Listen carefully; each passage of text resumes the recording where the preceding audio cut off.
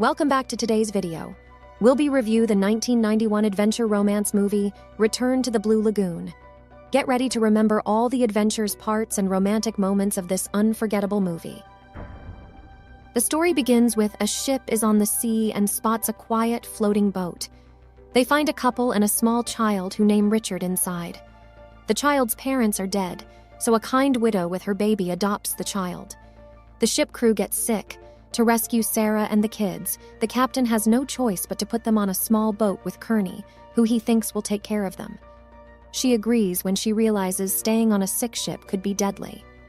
The next day, Sarah, the kids, and Kearney are on a small boat in the ocean. Sarah asks for water for the kids, but Kearney refuses, saying they need to save resources. The kids are thirsty and cry, annoying Kearney. He tries to harm Richard, but Sarah fights back with the stick and throws him overboard. After a few days, big waves guide Sarah and the kids to a lovely, unknown island. Once on the beach, Sarah gets the children out of the boat and feels so relieved. In the next days, she works hard to stay alive with the kids. She learns to find food and get clean water. While Sarah is searching for food, Richard becomes curious about a small boat. But when a storm arrives, they quickly find a place to stay safe. However, the place they find isn't entirely safe.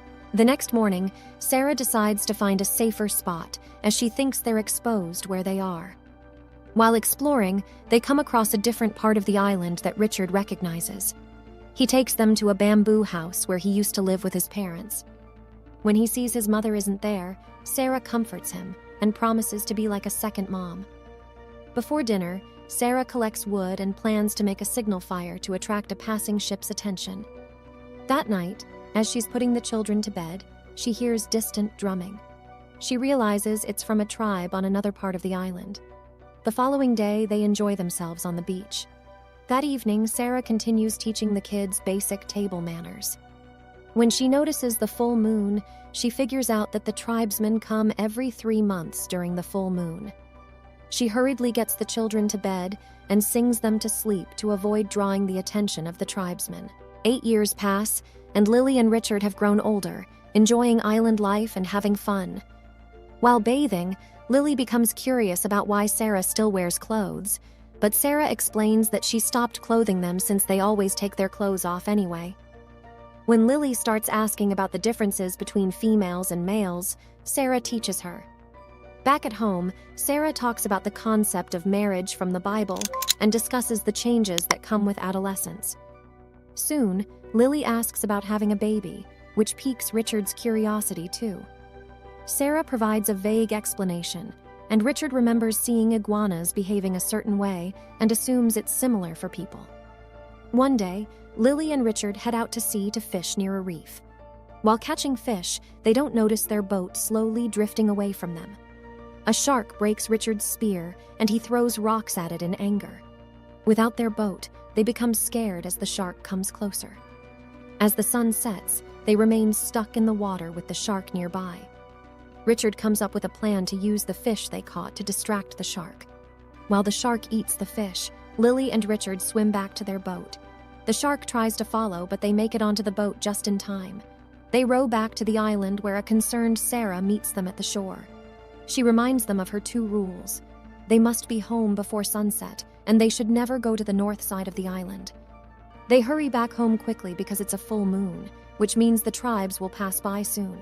The next day, during a storm, Sarah teaches the children to sing when the rain breaks through the roof. She uses palm leaves to patch up the hole. Unfortunately, being exposed to the rain and cold leads Sarah to get pneumonia. As her health declines, Sarah spends her final moments with the kids, promising to watch over them after she's gone. She also instructs them on how to prepare her grave in a spot overlooking the ocean. When Sarah passes away, Lily and Richard follow her instructions. They create a grave, put a carved message and flowers on it, and say a prayer to honor her memory. Left on their own, Richard and Lily take Sarah's lessons to heart and remember her fondly. Years pass, and Richard and Lily grow into strong teenagers. As they mature physically, they begin to feel attracted to each other. One morning, Richard brings up their Easter egg hunting tradition while Lily prepares breakfast. Although Lily isn't very interested, Richard mentions that their late mother wanted them to continue the tradition. They paint Easter eggs, and Richard encourages Lily by suggesting a prize for whoever finds the most eggs. After the game, they both have 9 eggs, but Richard hides one so Lily can win. When Lily asks for her prize, Richard takes her to the sea and dives to get her a pearl. Lily uses it as a hair accessory. Later, Richard challenges a shark to a swimming race and wins, proudly calling himself the Master of the Reef. He tells Lily about it, but she thinks it's risky and silly. As they playfully tease each other, Richard mentions games from their childhood, including Ring Around the Rosie. While recreating the game, they end up falling on the sand, pressed against each other. This makes Lily uncomfortable, and she suggests moving the bed to a different part of the house. Surprisingly, Richard agrees, as he had the same idea. The following morning, Lily wakes up to find blood on the quilt, a sign of her first period. She initially feels worried and hurries to the waterfall to clean her clothes. Richard notices this and goes to her, asking what's happening. Lily questions if he recalls a story their mother told them about what happens when she reaches this age. Through this, she comes to the realization that she has become a woman. The next morning, Lily tries to wake Richard to move her bed, but she notices a change in his body, indicating he has also matured into a man. Later, Lily shares her worries with her mother's grave, uncertain about the changes happening to her and Richard. Unbeknownst to her, Richard overhears everything. When Lily sees Richard, she tells him to leave, and they end up arguing. This prompts Richard to run to the north side of the island, an area they were forbidden to enter as children. In the forbidden part of the island, Richard encounters a clearing with skulls and snakes. Hearing that the tribesmen are approaching, he hides by covering himself in mud. That night, Lily becomes worried about Richard and realizes she's missing him. Meanwhile, Richard observes a tribal ritual where white-painted tribe members participate in a sacrificial ceremony. The tribe leader offers something to a large statue. When the event ends, a member stays to clean the statue. Richard seizes the opportunity to return to Lily, but the man spots him. Richard readies himself with a spear, but the man only smiles awkwardly and runs past him harmlessly.